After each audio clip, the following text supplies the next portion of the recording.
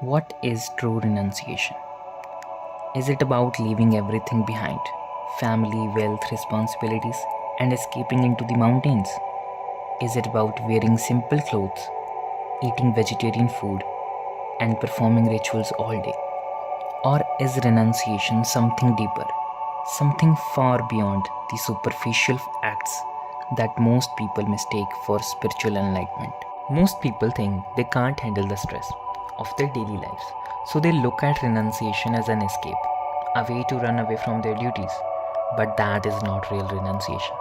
It is a drama, a deception.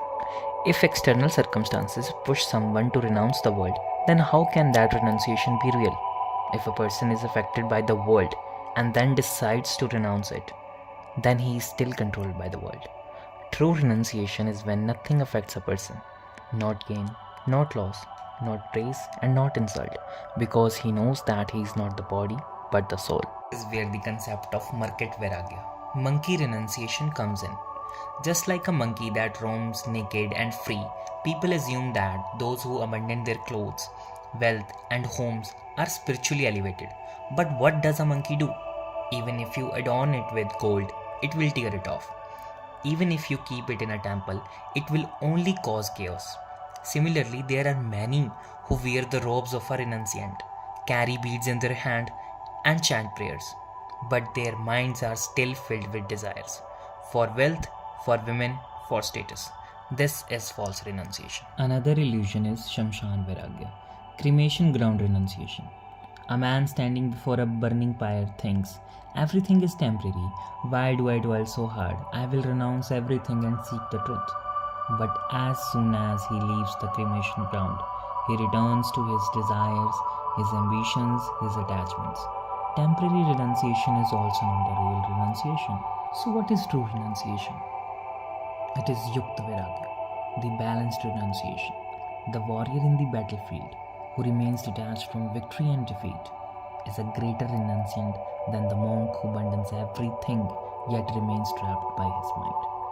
Real renunciation is not running away from life but conquering the mind within life itself. There is a belief that one must give up wealth to attain enlightenment. But does renunciation mean throwing away money? Does it mean rejecting food, clothing, and shelter?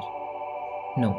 Renunciation is not about rejecting things, but about rejecting attachment to those things. A truly liberated person understands that everything belongs to the divine. He neither desires wealth nor fears poverty, whether he has nothing or everything. He remains the same. He does not seek pleasure nor avoid pain. He remains in perfect peace.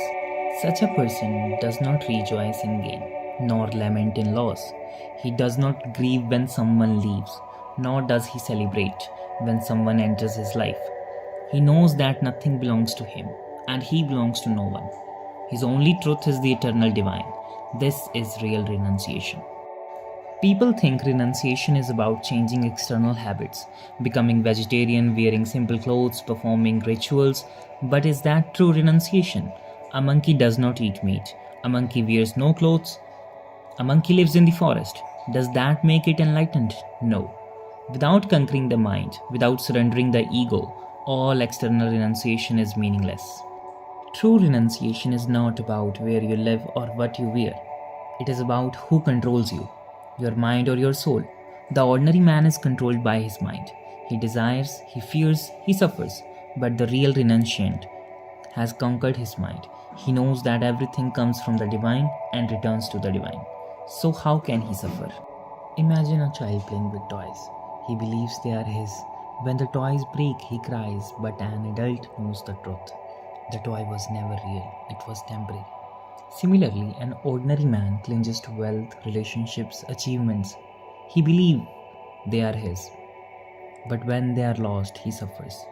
The real renunciant, like the wise adult, knows that nothing belongs to him. He plays the game of life, but he is not attached. This is the highest form of wisdom.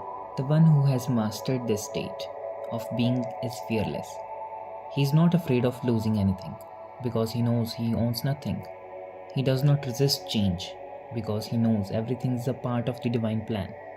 He does not envy because he sees no difference between himself and others. He does not fear death because death will only take him closer to the divine. Only the strongest walk on this path, not the weak who flee from responsibility, not the hypocrites who pretend to be holy, not the blind followers who imitate without understanding. True renunciation is for the warriors of the soul. You do not need to go to the mountains. You do not need to give up your family, your work, or your wealth. You need to give up your attachments, your fears, your desires.